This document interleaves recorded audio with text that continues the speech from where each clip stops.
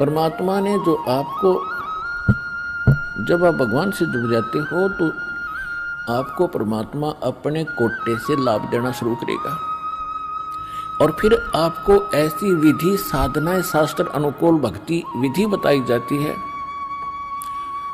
जो आपने फिर अपने पैरों पर खड़ा होना पड़ेगा। जैसे सरकार क्या करती है कि किसी व्यक्ति को रोजगार प्राप्त नहीं है, उसको लोन देती है और उसमें कुछ सब्सिडी भी देती है कि भी 80% सब्सिडी है। 1 लाख रुपया दे दिया, अपना गुजारा कर और धंधा शुरू कर दे और फिर आप केवल 20,000 ही वापस लौटा देना, 80 माफ कर दिए, तो कितना सहयोग मिल गया उसको।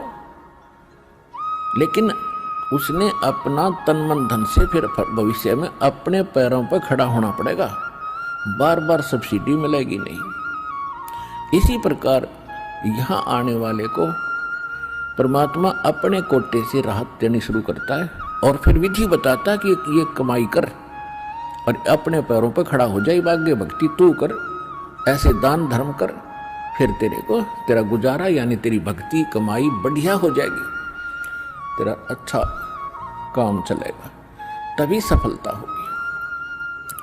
क्योंकि आपके भाग्य में सुख नहीं था, संकट थे, इसलिए तो आप पर कहर टूटे, दुख हुए। अब यहाँ आओगे आपको सुख मिलेगा, गारंटेड मिलेगा, आपकी आयु भी बढ़ाई जाएगी। परमात्मा कबीर साहब सक्षम है। लेकिन आप हृदय से चाहोगे, ऊपरले मन से आओगे तो उतना ही लाभ मिलेगा। आप हृदय से चाहोगे और समर्पित हो जाओगे परमात्मा से अतिरिक्त, इस कबीर साहब से अतिरिक्त कोई और इष्ट में आप स्वप्न में भी ध्यान नहीं लगाओगे, तब ये परमात्मा आपका हाथ पकड़ेगा।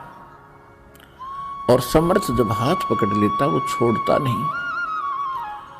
तो इसलिए आप जी यहाँ आने से पहले इस ज्ञान को समझें और हमारे मूल उद्देश्य को समझें कि हम क्या बताना चाहते हैं।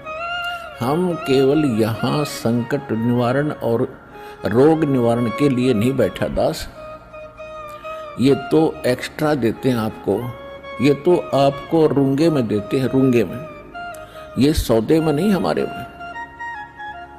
हमारे सौदे में तो केवल जन्म और मरण के इस कहर को समाप्त करने का ये हमारा उद्देश्य है।